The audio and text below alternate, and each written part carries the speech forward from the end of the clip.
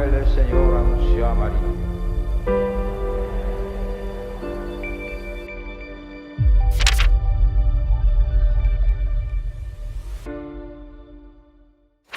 Sin lugar a dudas, uno de los santos a los cuales más devoción tenía San Juan Pablo II y del cual se sentía un verdadero hijo y discípulo fue San Estanislao de Cracovia, el obispo mártir de esta ciudad.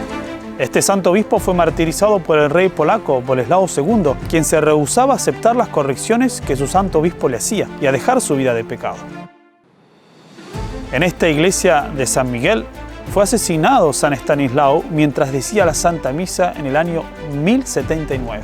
Desde ese entonces, San Estanislao pasó a la historia como el gran patrono de Cracovia y como el prototipo de valentía y coraje para hablar la verdad. San Juan Pablo II siempre le tuvo gran devoción, en especial cuando fue constituido en sucesor suyo. El genio y figura de San Estanislao fueron siempre una luz que iluminó su vocación episcopal.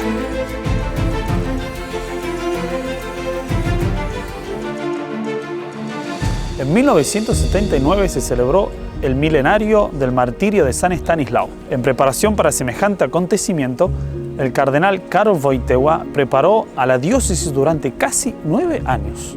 Pero la providencia quiso que él no pudiese celebrar este aniversario como obispo de la sede de Cracovia, sino de Roma, pues solo un año antes fue elegido sucesor de San Pedro.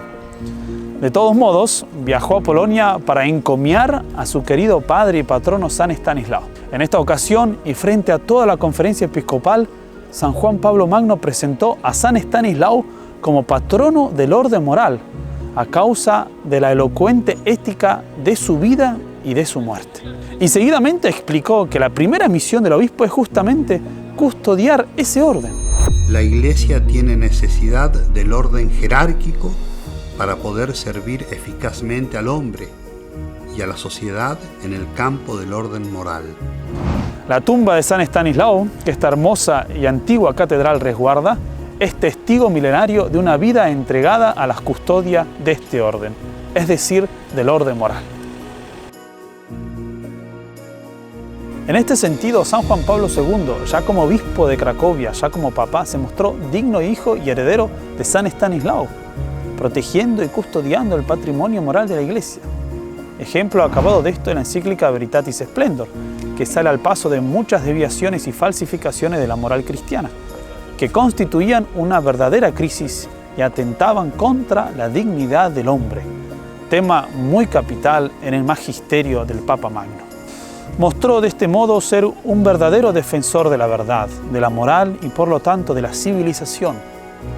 El catecismo de la Iglesia Católica fue asimismo otro modo claro de salvaguardar este orden, pues allí no solo nos exhorta a llevar una vida digna del Evangelio, sino que también nos da una referencia segura y auténtica para la enseñanza de la doctrina católica. En su libro Cruzando el umbral de la esperanza, el Papa Magno deja bien en claro que es deber de la Iglesia mostrar el camino evangélico de salvación que se conquista pasando por una puerta estrecha, sin componendas con el mundo. Pues cuando la verdadera doctrina es impopular, no es lícito buscar una fácil popularidad. Esta valentía para defender la verdad de la moral cristiana la heredó sin lugar a dudas de San Estanislao. Hoy, en este día de la novena, le pedimos a nuestro Padre Espiritual ser hombres no tributarios, tal como nos los pide nuestro derecho propio.